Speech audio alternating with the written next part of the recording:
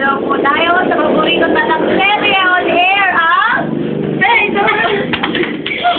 Okay, so ngayong hapon ay tatalakayin natin ang istorya ng isang magkaibigan kung saan nagkasulutan ng nobyo o jowa. Pakinggan natin ang side ni Rose Ann de la Cruz. Go. Sa amin, inagawan ako ng kaibigan. Sa amin, hindi ko akalain, siya pa, kaibigan ko, tinuri kong kapatid.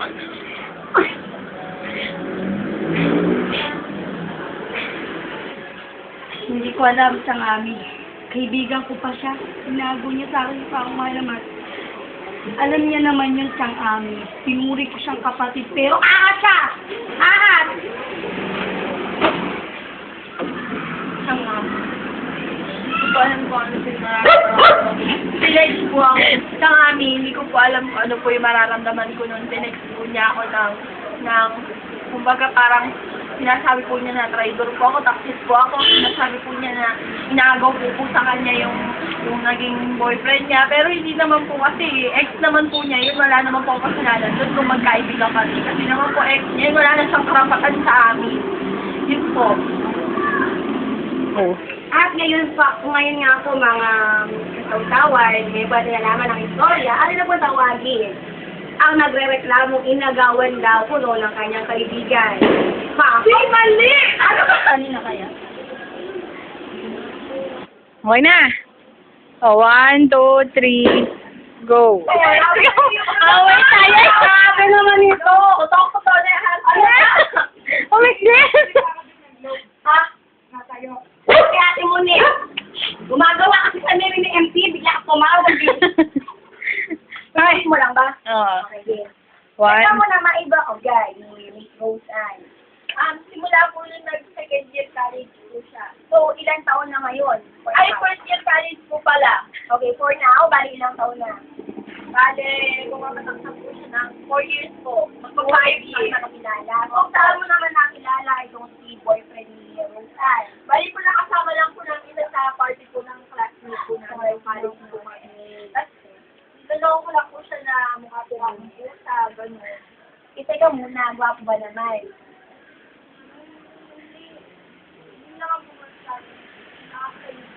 Okay. So mga kasawsawan sa pundo po ito, tawagin na po natin ang nagre-rekwento mo na sa akin. Okay mga kapatid, sa pundo po ito, tawagin muna po natin ang inirereklamo. Go. Ng kanyang kaibigan, ng kanyang jowa. Pasok, Miss Rose Ann! Hey, sabay! Teka muna po. Nag-aakot talaga. Teka lang muna po, okay? Tutut! Labdip, tutut! Saan? Tutut! Ayak ka na mga kasapsawan. Bakit naman? Dami na magpasok agad. Pati po, Teka lang muna po. Sa akin po, napunta po ito, kausapin po natin ang ating trio taga-bayo. Dr. Camille, tama po ba na agawan po o masama po ba agawan ng kaibigan o ng nobyo ng kanyang kaibigan o para maging tagasabi lang po doon sa jowa? Ano po ba ang psychotic po ba na doon?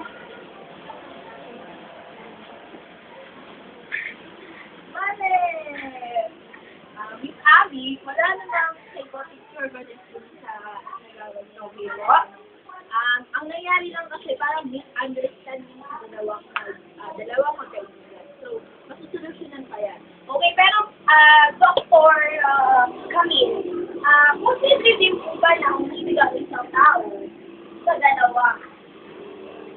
Alam mo kasi, hindi nangyayari na mga ganyang pagkakataon na isa kang tao pero umilig sa dalawa.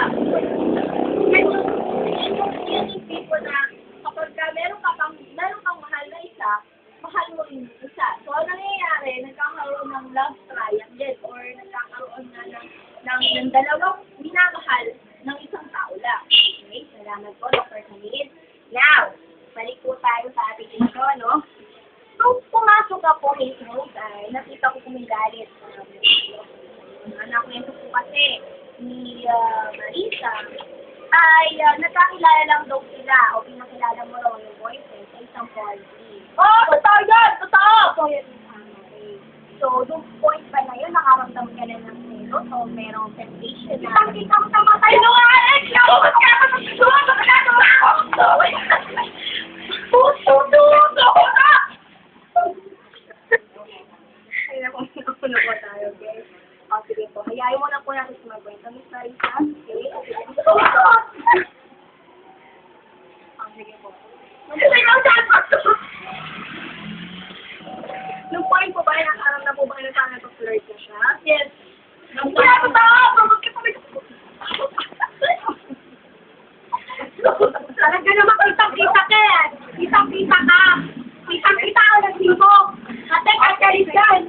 Kasi paano niyo po nasabi yun? Kasi kitang-kita ka sa amin.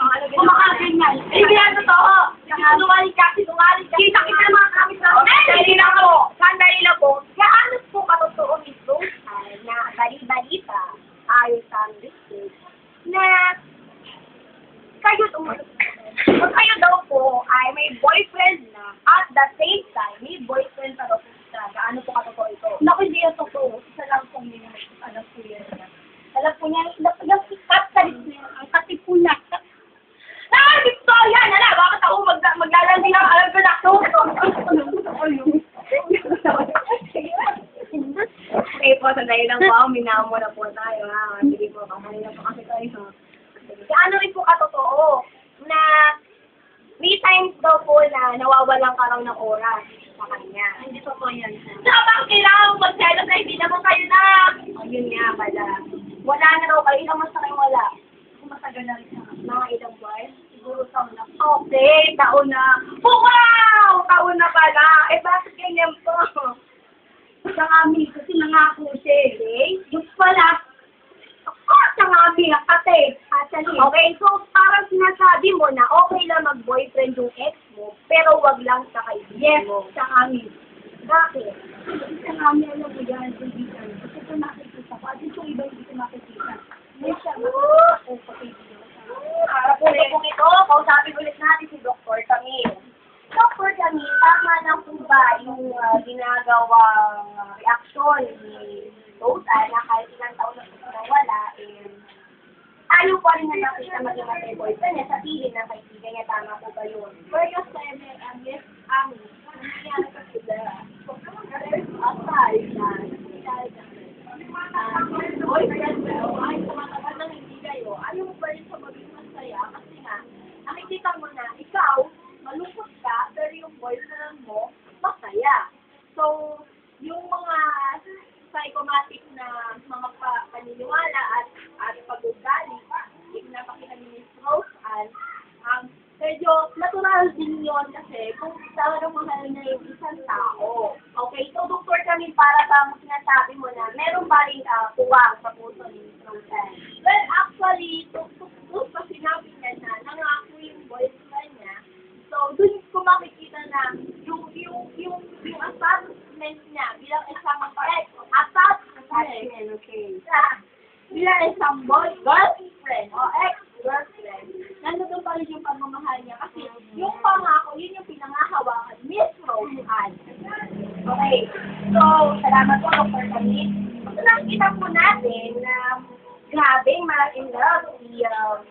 Kasi kahit gaano pa pagkakasal sila, mga kasawtawan ay oo, yung pa rin. So, ano pa ang panig ng ating mga kababayan dyan, Hans? Pasok? Bula! Hans, bula! Merong panig kay Marisa at merong panig kay Rose. Okay. Papasukan na ba natin ang susunod natin ikita na ang imano ay nakita daw na magkasama at magkayakap si Marisa at si Ray. Casey Liz, pasok! Okay, welcome back mga kapatid. Ngayon po kasama na po natin ang nakakita na daw umano na magkasama si Marisa at ang ex-boyfriend. Sinungaling ka. Nakakita ko sa pag ang lugar yan. Sa amin, hindi ko lang matansak. Pero, sa amin, Ano ba ginagawa nila? sweet na sweet. Hindi kami sweet! Paano mo nasabi sweet? Ano ba sweet sa'yo? Gusto ka, sa amin nagkakalisisan. Sa amin nagkakalisisan. Okay. So, silang dalawa lang ba ang nakita mo? Oo, sila lang. Sila lang. Wala na kasama. Totoo ba yun? Sige, hindi ito sa'yo! Saan mo ka makalimutan? Uy, malalagag na nga sa mga. Toto! Toto!